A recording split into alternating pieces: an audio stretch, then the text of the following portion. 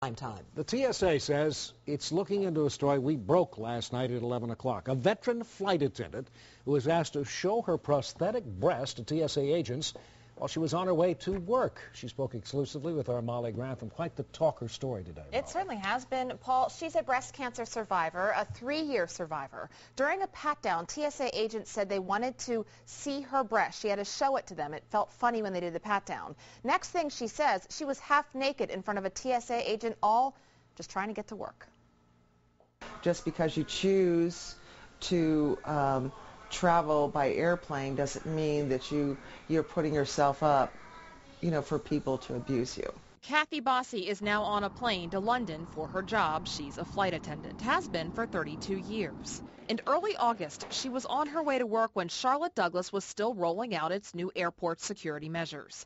She was chosen to go through the body scanner. The screener had told me to put my ID behind my back so they could film me. As a breast cancer survivor, she didn't want that added radiation, but she went through anyway. When I got out of there, she said that because my ID was on my back, I had to go to a personal screening area. It was there 2 female TSA agents felt her right breast, the one where she'd had surgery. She put her full hand on my breast and said, "What is this?" And I said, "It's a prosthesis because I've had breast cancer." And she goes, "Well, you'll need to show me that." So that's when I had to pull it out and show her the prosthesis. To be clear, Kathy was asked to show her breasts, to remove her breast from her bra. TSA agents did not touch it. But to be standing there half naked, shirt open, was shameful enough for this employee who says she was just trying to get to work. I did not take the name of the person at the time because it was just so horrific of an experience that it just blew my mind. I couldn't I couldn't believe that somebody had done that to me.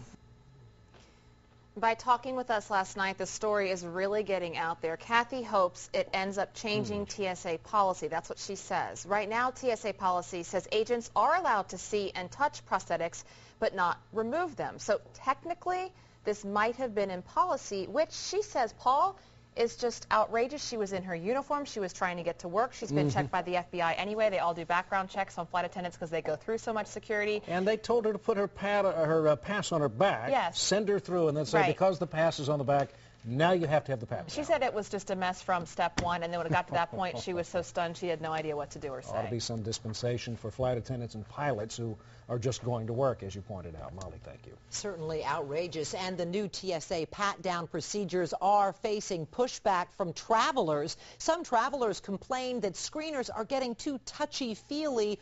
Even the head of the TSA says the new pat-downs are invasive, but also says it's a matter of safety.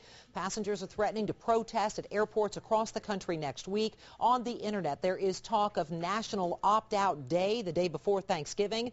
Travelers would refuse the body scanners, causing nightmarish backups at security checkpoints during the already busy travel season. Up